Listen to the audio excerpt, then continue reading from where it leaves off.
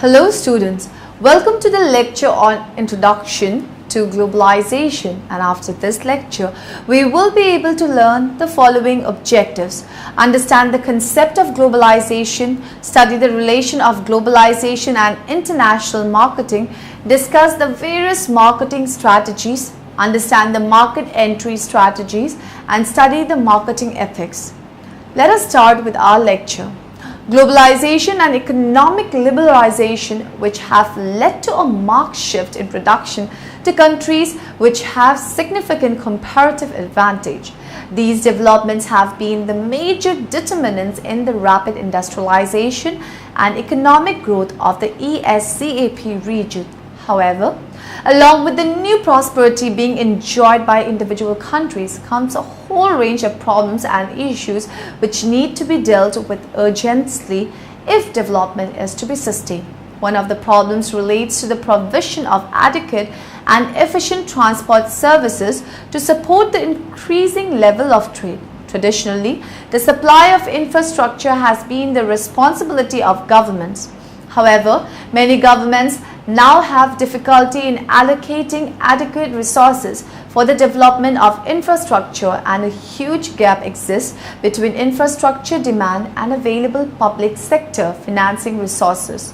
Additionally, poor performance of the public sector in supplying infrastructure services has compelled many developing countries to look for alternative ways to develop infrastructure. It is now generally agreed that under appropriate circumstances and with adequate support and control, commercialization and/or private sector involvement can be a solution.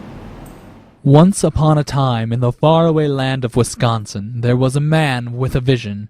And that vision was to be able to produce mass amounts of widgets. I mean, lots and lots of widgets. And that visionary was Mr. Walter Winston Wink III. Thus, W Incorporated, or Wink, was born in a tiny town in the Upper Peninsula of Wisconsin. Its humble beginnings allowed the company to produce quality widgets to, well, Wisconsinians. Then Mr. Globalization came and immediately set up a meeting with Wink's CEO, Walter Wink. Well, it's nice to meet you, Mr. Azation. Walter, let's not be so formal. People call me Al. All right, Al, tell me a little bit about yourself. I'm a multi-dimensional set of social, economic, governmental, and communicative processes. I help remove barriers, encourage global movement, and promote connections between the local, that's you, and the distant, that's them. I'm a pretty big deal. People know me. The purpose of Wink changed dramatically after the appearance of Al. Before Al's emergence, Wink provided quality product to the good people of Wisconsin, and occasionally to Walter's cousin Eugene in Idaho. But now Wink is focused on innovation and providing its products and services to global markets and parts of Mars. Yes, Wink is a multinational corporation. Al? Al? Al? What's a multinational corporation? Well, it's a company with an established presence in both domestic and international markets that export or import merchandise or invest in international locations through joint ventures, contracts, and agreements. Basically, little Susie, it means that we are a company that sells widgets here and in Weizhou, China. Al, when I grow up, I want to make lots of neat widgets for Wink. Well, it's nice to have dreams, little Susie. So, after Al's arrival, Wink changed drastically. But Wink was not the only thing that changed. The company influenced its surroundings everywhere it went. Well, what exactly happened? Well, lots of things. Al's appearance allowed for many technological advances. These advantages raised the standard of living and made technology more affordable and easy to use by a larger amount of the population. Romeo, Romeo, wherefore art thou Romeo?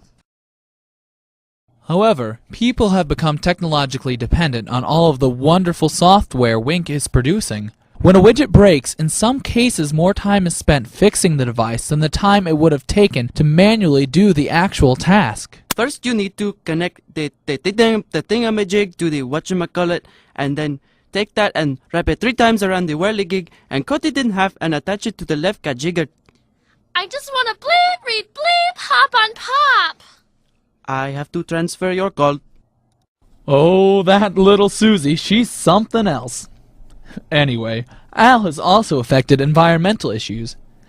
In general, environmental issues such as climate change and global warming affect the atmosphere negatively.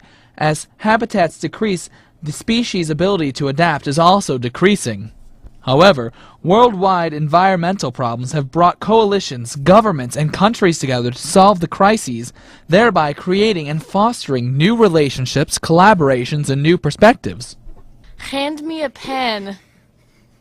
I would like to encourage everyone to strongly consider how these global issues affect us all. This treaty is incredibly important. As of April of 2008, 178 countries have signed the Kyoto Treaty, which is aimed at controlling global warming by limiting emissions of carbon dioxide and other greenhouse gases. You might think, wow, Al has affected a lot of things. But that is not all he's affected. He has also been so influential that he has had an effect on the social sphere. Al's social effects meant that there was a greater exchange of ideas, leading to more knowledge gained about other cultures than in the past. I never knew sumo wrestling was Japan's national sport and that it had such a rich historical and religious background. And because of this greater exchange of ideas, Western ideas are spread so much that local cultures fear for losing their local values to external influences. I love MTV. I'm thinking I'm going to get my car and pimp my ride. Dude, yeah, that's my favorite show, and your car is a piece of bleep. Now you've seen what Al is capable of. He can do this. And bring this. And influence this. So, what do you think of Al? Would you invite Al over for your next company picnic? Okay students, tell me what you really understand by the term globalization. Does anyone know this term? Globalization is a process that has been going on for the past 5,000 years, but it has significantly accelerated since the demolition of the Soviet Union in 1991. The many meanings of the word globalization have accumulated very rapidly, and recently the verb globalized was first attested by the Merriam-Webster dictionary in 1944. In considering the history of globalization, some authors focus on the events since the discovery of America in 1942, but most scholars and theorists concentrate on the much more recent past. Long before 1492, people began to link together disparate locations in the world into extensive system of communication, migration, and interconnection. This formation of interaction between the global and the local has been a central driving force in world history. Roughly, economic globalization means that world trade and financial markets are becoming more integrated. Globalization is an umbrella term and has some dimensions. It can be related to every field of daily life. For instance, a marketing staff versus an engineer could interpret globalization in different ways. Dimensions are as follows: economics, related to globalization and trade, money, corporation, banking, capital. Political, science, governance, wars, peace, egos, end goals, and regimes. Sociology, communities, conflict, classes, nations, agreements. Psychology, individuals as subjects and objects of global action. Anthropology, cultures overlapping, adapting, clashing, merging. Communication, information as knowledge and tools, internet. Geography, everything provided it can be anchored in space. Each of these social sciences looks at a special aspect of the whole system of interdependent parts that constitute our world system. Can any one of you tell me whether you feel the growth of company is a result of globalization? In international business, globalization has several facets, including the globalization of markets and globalization of production. The globalization of market refers to the merging of historically distinct and separate national markets into one huge global market. On the other hand, the globalization of production refers to the sourcing of goods and services from locations around the globe to take advantage of national differences in cost and quality factors of production, such as labor, energy, raw materials, land, and capital. From the economical point of view, two macro factors seem to underlie the trend toward globalization. The first is the decline in barriers to flow of goods, services, and capital that has occurred since the end of World War II. The second factor is technological change, particularly the dramatic developments in recent years in communication, information, processing, and transportation technologies. During the 1920s and 30s, many nations erected formidable barriers to international trade and foreign direct investment. International trade occurs when a firm exports goods or services to consumers in another country. Foreign direct investment occurs when a firm invests resources in business activities outside its home country.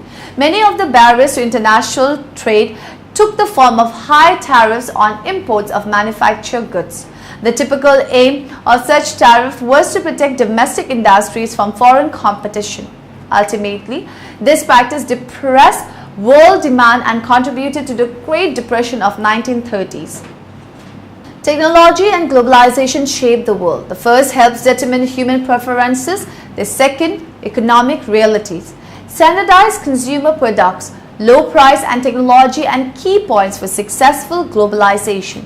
The globalization of market is at hand. With that, the multinational commercial world nears its end, and so does the multinational corporation.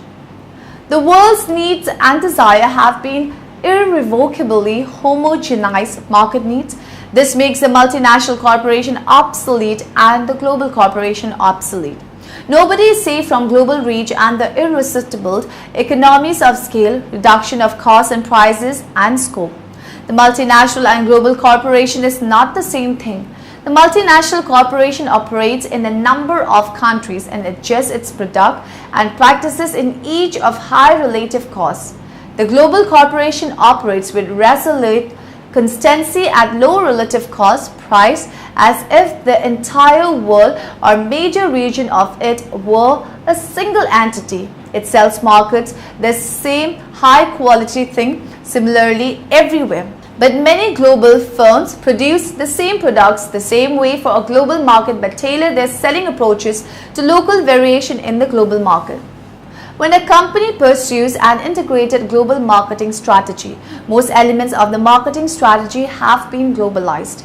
Globalization includes not only the product but also the communication strategy, pricing and distribution, as well as such strategic elements as segmentation and positioning. Such a strategy may be advisable for companies that face completely globalized customers along the lines. It also assumes that the way a given industry works is highly similar everywhere, thus allowing a company to unfold its strategy along similar paths in country by country.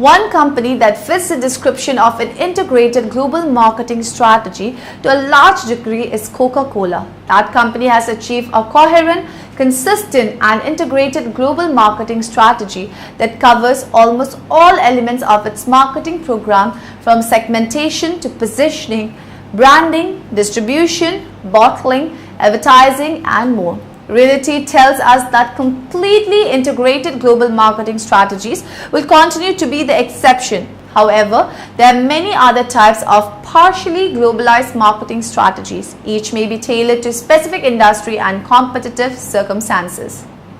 Possibly, the least integrated type of global marketing strategy is the global product category strategy. Leverage is gained from competing in the same category country after country and may come in the form of product technology or development cost. Selecting the form of global product category implies that the company, while staying within that category, will consider targeting different segments in each category or verifying the product, advertising and branding according to the local market requirements. A company that decides to target the same segment in many countries is following a global segment strategy. The company may develop an understanding of its customer base and leverage that experience around the world. In both consumer and industrial industries, significant knowledge is accumulated when a company gains in-depth understanding of a niche or segment. A pure global segment strategy will even allow for different products, brands, or advertising, although some standardization is expected. These strategies pursue globalization along individual marketing mix elements such as pricing, distribution, place, promotion, communication, or product. They are partially globalized strategies that allow a company that customize other aspects of its marketing strategy. Did you know that licenses are signed for a variety of time periods? Depending on the investment needed to enter the market, the foreign licensee may insist on a longer licensing period to pay off the initial investment. Exporting represents the least commitment on the part of the firm entering a foreign market. Exporting to a foreign market is a strategy many companies follow for at least some of their markets. Since many countries do not offer a large enough opportunity to justify local production, exporting allows a company to centrally manufacture its products for several markets and therefore to obtain economies of sales.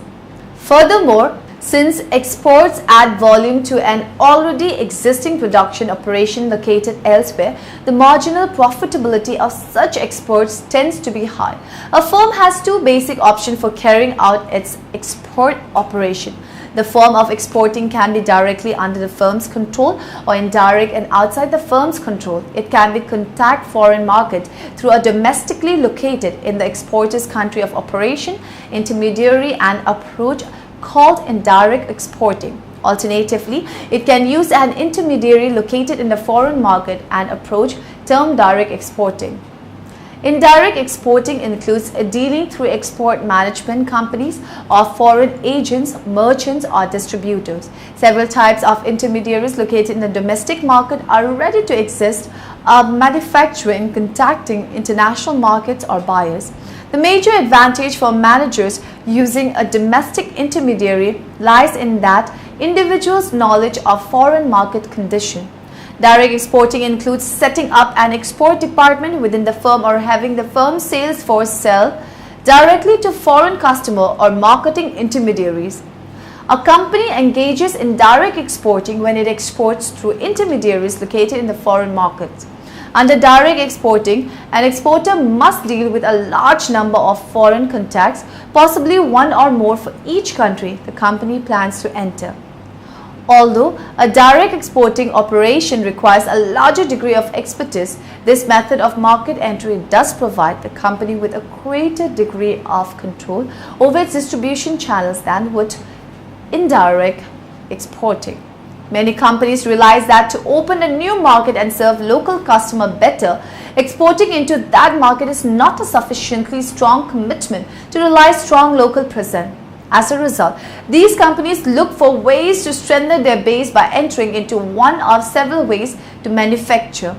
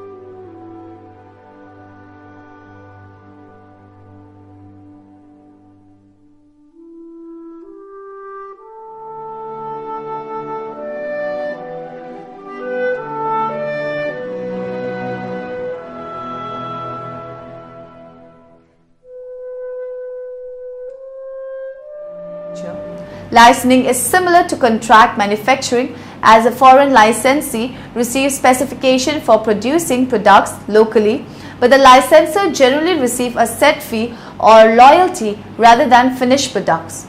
Licensing may offer the foreign firm access to brands, trademarks, trade secrets or patents associated with products manufactured. Under licensing, a company assigns the right to a patent which protects a product, technology or processes, or a trademark which protects a product name to another company for a fee or royalty. Franchising is a special form of licensing in which the franchisor makes a total marketing program available, including the brand name, logo, products, and method of operation. Usually, the franchise agreement is more comprehensive than a regular licensing agreement in as much as the total operation of the franchisee is prescribed. It differs from licensing principally in the depth and scope of quality controls placed on all phases of the franchisee's operation. A common and widely practiced form of market entry is the local manufacturing of a company's products. Many companies find it to their advantage to manufacture locally instead of supplying the particular market with products made elsewhere. Numerous factors such as local cost, market size, tariffs, laws and political consideration may affect a choice to manufacture locally. The actual type of local production depends on the arrangement made. It may be contract manufacturing, assembly or fully integrated production. Since local production represents a greater commitment to a market than other entry strategies, it deserves considerable attention before a final decision is made.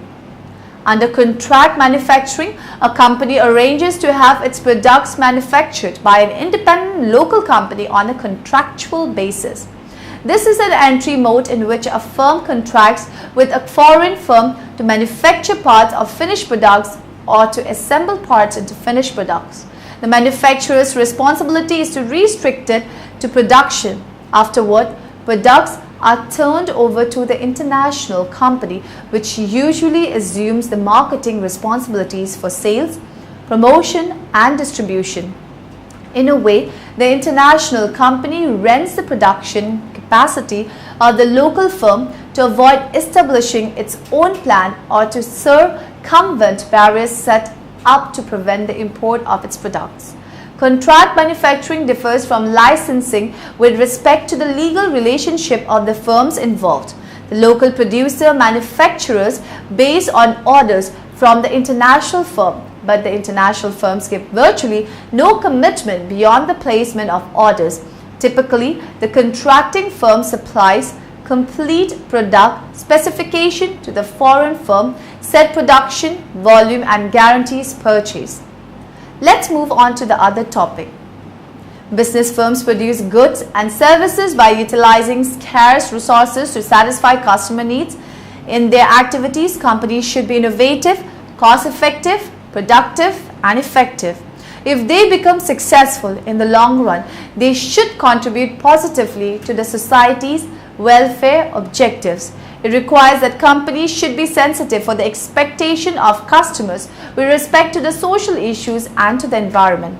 For organization to have social responsibility means an organization should concern for the people and environment in which it transacts business.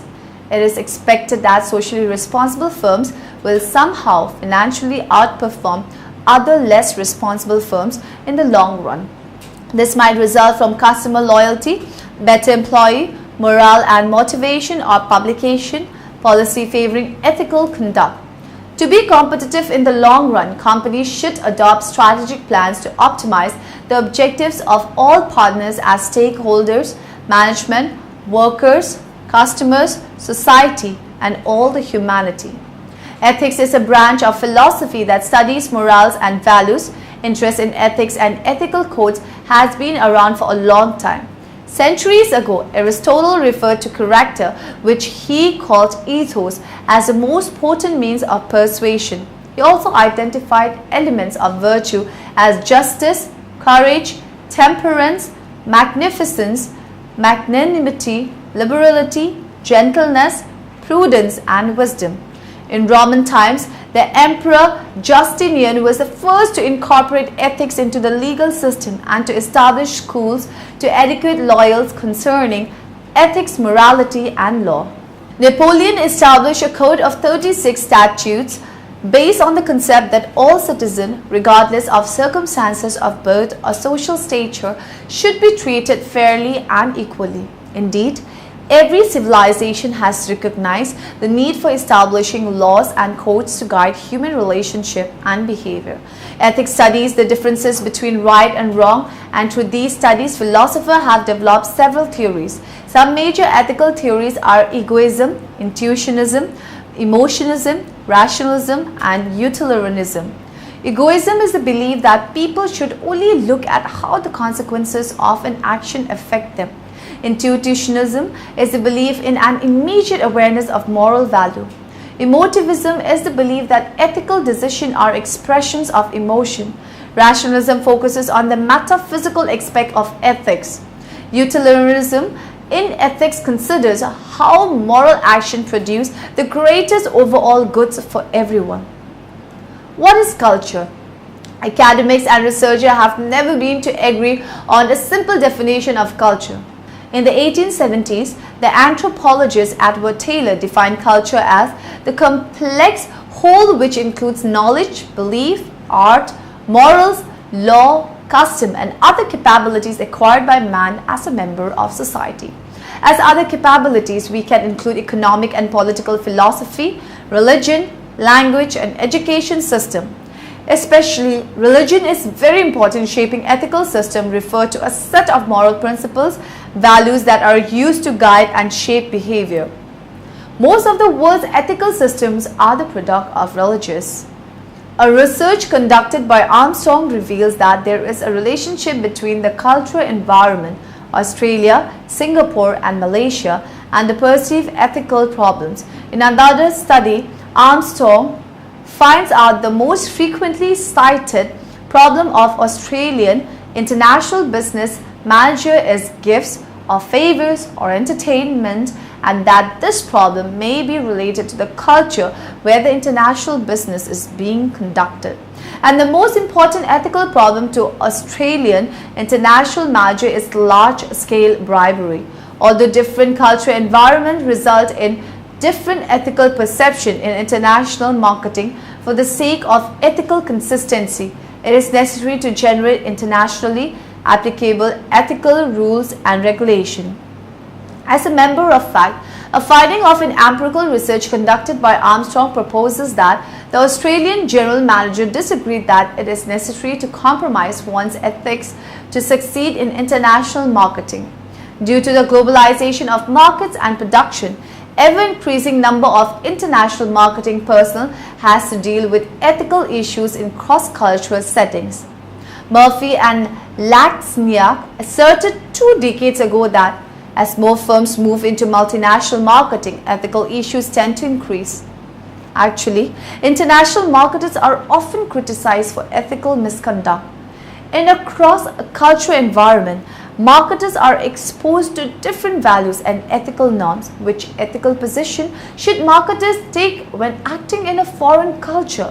In other words, whose ethic do we use in international marketing? It's very important to be answered. D. George answered this question as our ethics. Our ethical values are not like a coat that we put on in certain seasons and places throw off elsewhere. We cannot leave our ethics behind as we venture around globe. We think we can, or if we have no ethics, then of course the question is beside the point. In international marketing, ethical decision-making process can be influenced by many ethical approaches. These approaches can be classified descriptive, prescriptive and communicative approach, and normative, prescriptive and descriptive, positive, theory of marketing, ethics approach. Normative ethics suggests an answer to the general moral questions of what ought to do. These researchers are concerned with the justification of moral norms and ethical values. It has been debated for many years whether moral responsibility can be attributed to business organization. Some years ago,